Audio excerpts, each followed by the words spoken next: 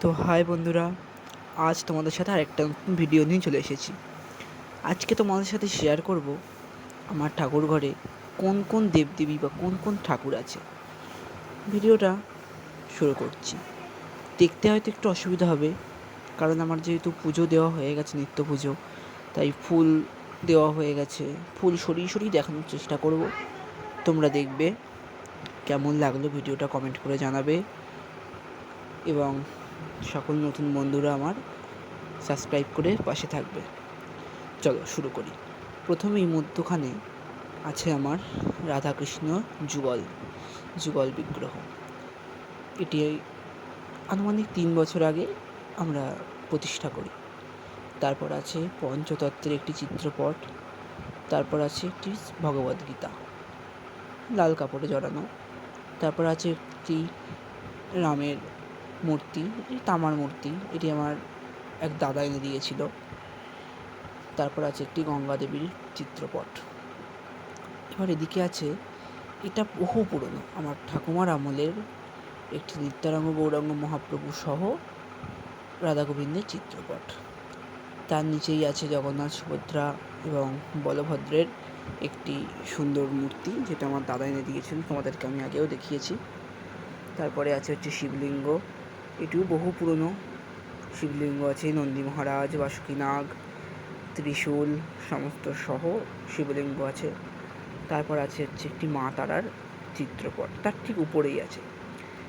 চিত্রপটটা আমি তারাপীঠ থেকে নিয়ে এসেছিলাম, এবং তার সঙ্গে নিয়ে এসেছিলাম একটি চরণ, মা তারার চরণ যুগল, সেটিও মায়ের সামনে দেওয়া আছে।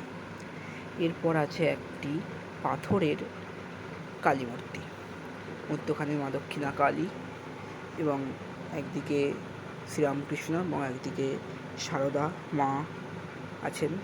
তারপরে আছেন আমার বাড়ির গৃহলক্ষ্মী, এটি একটি পিতলের মূর্তি, এটিও প্রচুর পুরনো, তখন আমার ঠাকুরঘর ছিল না, তখন কেনা। এবার আছে মায়ের শঙ্খ, একটি রূপোর কয়েন এবং লক্ষ্মীর ঝাঁপি, অর্থাৎ যেটা সবার বাড়িতেই থাকে, ধান কড়ি ইত্যাদি সাজানো থাকে, লক্ষ্মীর ঝাঁপি একটি। তারপর আছে মায়ের গাছ কৌটো ও ব্রতকটার পাঁচালী। এরপর আছে সরস্বতী দেবী, আমার গৃহে সরস্বতী মা আছেন, তার পাশে একটি দোয়াত কলম দিয়ে রাখা আছে।